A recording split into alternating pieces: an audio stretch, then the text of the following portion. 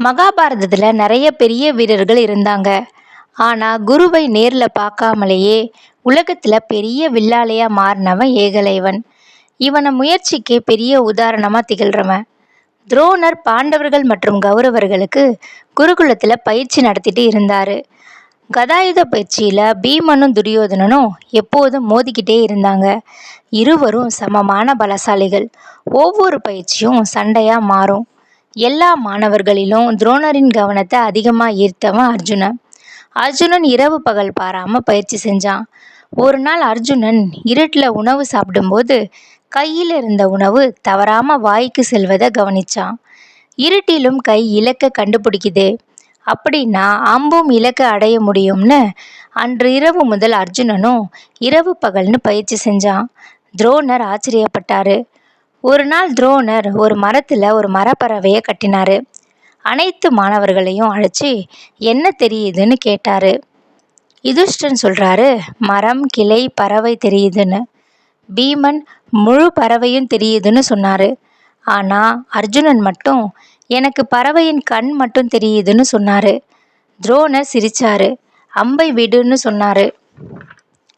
அம்பு நேரா பறவையின் கண்ணை துளைச்சுது. அந்த நொடி துரோணர் புரிஞ்சுக்கிட்டாரு, இந்த உலகில் அர்ஜுனனை மிஞ்ச யாரும் வரமாட்டாங்கன்னு. அப்போ காட்டுல நிஷாத குலத்துல பிறந்த ஒரு பையன் இருந்தான். அவன்தான் ஏகலைவன். சின்ன வயசுல இருந்தே அவனுக்கு வில் மேல ரொம்ப ஆசை. பறவை பறந்தா அதை பார்த்து குறி வைப்பான். மான் ஓடினா அதையே கவனிப்பான். ஒரு நாள் துரோணரை பத்தி கேள்விப்படுறான் ஏகலைவன். அவர்கிட்ட வித்தை கத்துக்கிட்டா உலகத்திலேயே பெரிய வீரனா ஆகலாம்னு நினைச்சான். துரோணரிடம் கையெடுத்து கும்பிட்டு, குருவே எனக்கு வில்வித்தை சொல்லி கொடுங்கன்னு கேட்டான். ஆனா துரோணர் அவனை பார்த்துட்டு, நான் அரசகுமாரர்களுக்கு மட்டும்தான் சொல்லி கொடுப்பேன்னு மறுத்துட்டாரு. அந்த வார்த்தை ஏகலைவனுக்கு ரொம்ப கஷ்டமா இருந்துச்சு. ஆனா அவன் கோவப்படலை. அதுக்கப்புறம் அவன் காட்டுக்குள்ள போய் மண்ணால துரோணாச்சாரியரின் சிலையை உருவாக்குறான். யாரும் அவனுக்கு வில்வித்தை சொல்லி கொடுக்கல. ஆனா அவன் விடாம முயற்சி பண்றான். காலையிலேருந்து இரவு வர மழை வந்தாலும் வெயில் அடித்தாலும் அவன் பயிற்சியை மட்டும் நிறுத்தலை. கொஞ்ச நாள்லேயே அவன் பெரிய வில்லாளியாக மாறிட்டான்.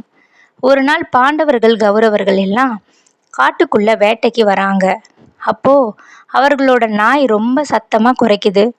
கொஞ்ச நேரத்தில் அந்த நாய் அமைதியாயிடுது. அதை பார்த்த எல்லாருக்கும் அதிர்ச்சி. ஏன்னா அந்த நாயோட வாயை சுற்றி அம்புகள் இருந்தது. ஆனா ஒரு சொட்டு ரத்தம் கூட இல்லை. அவ்வளவு துல்லியமா அம்பு எய்யப்பட்டிருந்தது. அப்போ அங்க ஏகலைவன் வரான். துரோணர் கேட்குறாரு, உனக்கு எப்படி இந்த வித்தை தெரியும், யார் சொல்லி கொடுத்ததுன்னு. அதுக்கு ஏகலைவன் சிரிச்சுக்கிட்டு, குருவே நீங்கள் தான்னு சொல்றான். அவன் மண்ணால செய்த துரோணாச்சாரியன் சிலையையும் காட்டுறான். அதை பார்த்ததும் துரோணர் அமைதியா நின்றுடுறாரு.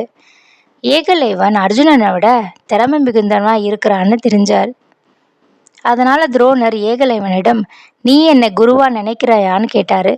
ஏகலைவன் உடனே ஆமா குருவேன்னு சொன்னான். அப்படின்னா குரு தட்சணை கொடுன்னு கேட்குறாரு துரோணர். ஏகலைவன் சந்தோஷமா என்ன வேண்டும்னாலும் கேளுங்கன்னு சொன்னான். அப்போ துரோணர் கேட்டது என்ன தெரியுமா, உனது வலது கையின் கட்டை விரல்னு வேணும்னு கேட்டாரு. அங்க இருந்த எல்லாரும் அதிர்ச்சி அடைஞ்சாங்க. ஆனா ஏகலைவன் மட்டும் ஒரு நிமிஷம் கூட யோசிக்கல. உடனே தன் கட்டை விரலை எடுத்து துரோணருக்கு வெட்டி கொடுத்துட்டான். அதுக்கப்புறம் அவனால் பழைய மாதிரி வில்லையே முடியல. ஆனா இன்னைக்கும் ஏகலைவன் பெயரை உலகம் மறக்கல.